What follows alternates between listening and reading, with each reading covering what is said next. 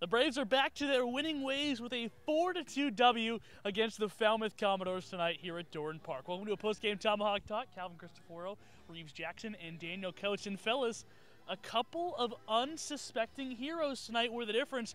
We'll start on the offensive side. The Braves down 2-1, and Josh Moylan steps up with runners on second and third and 2 outs in the inning.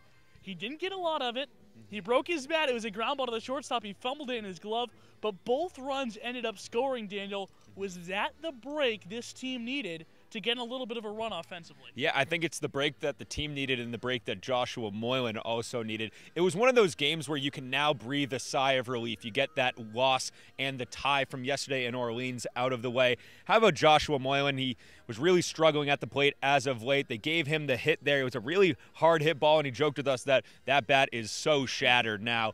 An interesting call with Colton Bender and Colby Thomas bunting, but they did get the two base runners in scoring position over, and Joshua Moylan just was able to get it to a 3-2 game. And a Dalton rushing sacrifice fly scored Joe Lampe off an infield single. So, it was one of those games where you thought, oh boy, here we go again. Falmouth is taking the lead early, but they battled back, and I'm really impressed by what I saw just because we still didn't really have it tonight. We didn't have that consistency, but they jumped on the opportunity in the bottom of the seventh to get 3 runs and take the lead and take it all the way home.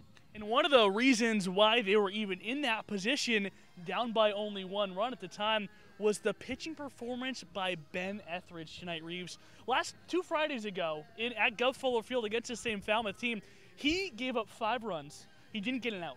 Tonight against Falmouth, 3 innings pitched of 1-hit baseball, came into the game, got a double play ball right away. He was the hero of the game tonight. That's why he was my player of the game. Yeah, no, absolutely. And I kind of mentioned to Daniel, obviously if you look at the box score, 3 innings, 1 hit is great, but it's kind of underrated, and it's kind of not talked about enough about the job he did with runners at the corners coming in after Patty let up the first 2 guys on base in that 5th inning. Etheridge comes in. What does he do? 4-6-3 double play.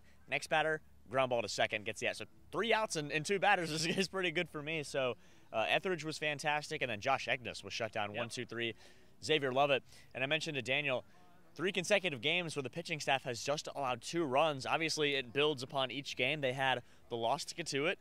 We're able to tie against Orleans last night, and the offense battles back in a big way and gets the win tonight. In all those games, the common denominator is the pitching staff allowing 2 runs in each of those games, but finally the offense is able to do enough to get the Braves back in the win call. You said it perfectly, Reeves. The Braves offense did just enough tonight. It wasn't pretty, it wasn't perfect, but it is a win, and it is 2 points for the Bourne Braves, who pick up their 10th W of the season, improving to 10-1-3 on the year. Up next is an off day tomorrow before a Hyannis Harbor Hawk date back here at Doran Park on Friday night. Weather permitting.